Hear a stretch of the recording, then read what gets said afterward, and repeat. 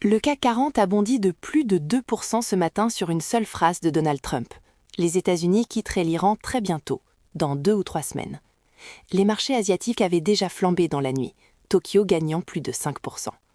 Pourtant, au même moment, le Brent restait au-dessus de 106 $ le baril. Ce décalage résume tout. Trump a promis un retrait, mais personne n'a promis la réouverture du détroit d'Ormuz. Or, c'est Ormuz qui fixe le prix du pétrole, pas la Maison-Blanche. L'Iran a attaqué un pétrolier koweïtien au large de Dubaï la veille même des déclarations de Trump.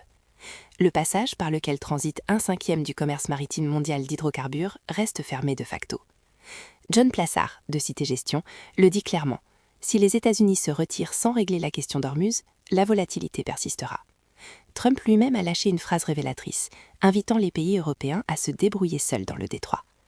La France, elle, vient d'interdire son espace aérien à l'acheminement d'armes américaines vers Israël, une première depuis le début du conflit. Mars a été le pire mois pour les actions européennes depuis le Covid de mars 2020. Le CAC 40 a perdu 3,5% sur le mois, malgré le rebond des derniers jours.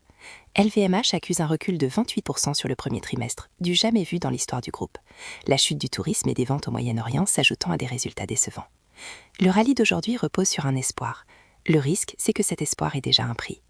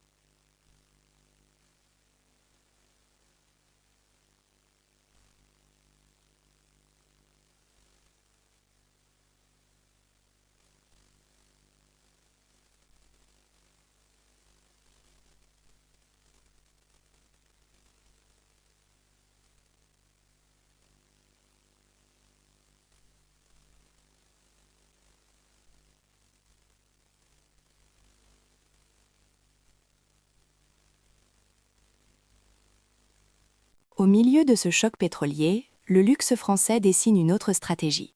L'Oréal a finalisé le rachat de Kering Beauté pour 4 milliards d'euros.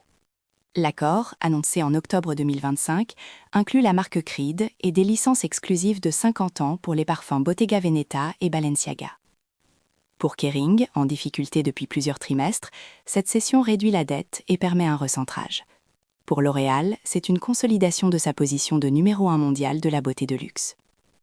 Le même jour, Unilever confirmait sa propre réorientation vers la beauté, quittant l'alimentaire. La convergence n'est pas un hasard. Quand la croissance économique faiblit, les groupes pivotent vers les marges élevées et les revenus récurrents. L'État français a lui aussi joué une carte stratégique. Atos a finalisé la cession de Bull pour 404 millions d'euros. L'unique usine de supercalculateurs d'Europe, à Angers, passe sous contrôle public. Bercy parle d'une étape majeure pour la souveraineté technologique. Dans la défense, Dassault continue de réclamer le leadership du SCAF face à Airbus, avec un délai de 2 à 3 semaines pour trouver un accord. Le poids de l'ensemble penche vers une sortie de crise prolongée au Moyen-Orient. Si Trump se retire effectivement sans résoudre Ormuz, le pétrole reste cher, et la BCE finira par relever ses taux, probablement en juin. Mais si l'Iran accepte de desserrer le détroit, la situation se retourne vite. Le Brent pourrait redescendre sous 80 $ et les anticipations de hausse de taux s'effondreraient. Le signal à surveiller cette semaine, c'est le plan en 15 points transmis par Washington à Téhéran. Si l'Iran répond, les marchés ajusteront avant même que le premier soldat ne quitte le terrain. Si le silence se prolonge, le rallye d'aujourd'hui n'aura été qu'un réflexe.